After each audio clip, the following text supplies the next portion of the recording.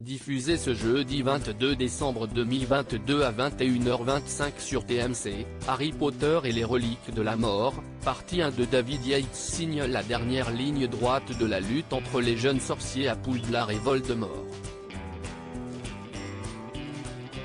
Mais pourquoi le 7e tome de J.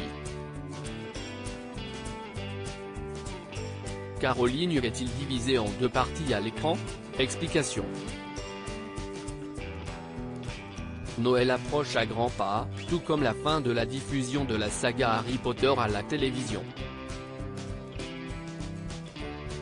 Après Harry Potter et le Prince de Sang Mêlé la semaine dernière, avec une énorme erreur historique à l'écran, TMC propose de découvrir, ou redécouvrir, ce jeudi 22 décembre 2022 à 21h25 Harry Potter et les reliques de la mort, partie 1, premier chapitre du grand final dans la lutte contre les forces du mal. Celle-ci contrôle désormais Poudlard et le ministère de la magie. Et malgré la bouleversante mort de Dumbledore dans le précédent volet, Harry et ses amis partent en quête des Horcruxes, objets maléfiques dans lesquels Voldemort a dissimulé son âme, pour tenter de mettre fin à la tyrannie du Seigneur des Ténèbres sur le monde des sorciers. Harry Potter et les reliques de la mort, deux réalisateurs envisageaient la production a envisagé d'engager deux réalisateurs familiers du cinéma fantastique pour réaliser cette conclusion épique des aventures de jeunes sorciers aux lunettes rondes. Parmi eux, Monsieur Night Shyamalan, connu pour Sixième Sens et Incassable, et Guillermo del Toro, réalisateur du Labyrinthe de Pan et de La Forme de l'eau. Aux commandes de la saga depuis le 5e film, c'est finalement David Yates qui est choisi. Sorti en 2010, Harry Potter et les reliques de la mort, partie 1 est d'ailleurs un véritable carton en salle avec 6 millions d'entrées en France, soit le plus gros succès au box-office cette année-là. Des chiffres peu surprenants étant donné la popularité de la franchise depuis son adaptation sur grand écran en 2001.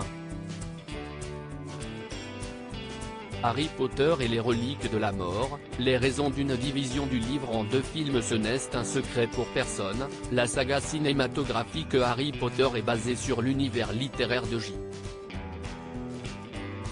K. Rowling, auteur des 7 romans publiés à la fin des années 90 et au début des années 2000. Mais les plus fins observateurs d'entre vous ont certainement remarqué la présence de 8 fictions au cinéma, et non 7. Les raisons? Un découpage du dernier tome Harry Potter et les reliques de la mort.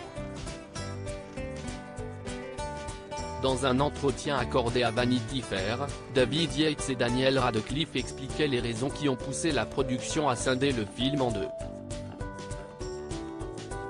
Steve Kloves travaillait sur l'adaptation pendant le tournage du Prince de Sang Mêlé, il nous a réunis et a dit « Les gars, j'ai beaucoup de mal à faire tenir cette histoire en 2h30. En matière de narration, je pense que ça pourrait tenir en deux parties. C'était le seul moyen que nous avions de raconter l'histoire d'une manière complète et satisfaisante. » Un an plus tard sort Harry Potter et les reliques de la mort, partie 2, dont le 1,3 milliard de dollars de recettes amassées au box-office l'a érigé au rang de 15e plus gros succès commercial de tous les temps. À lire aussi Harry Potter et les reliques de la mort, partie 1, TF1, pourquoi il faut absolument voir l'avant-dernier volet de la saga?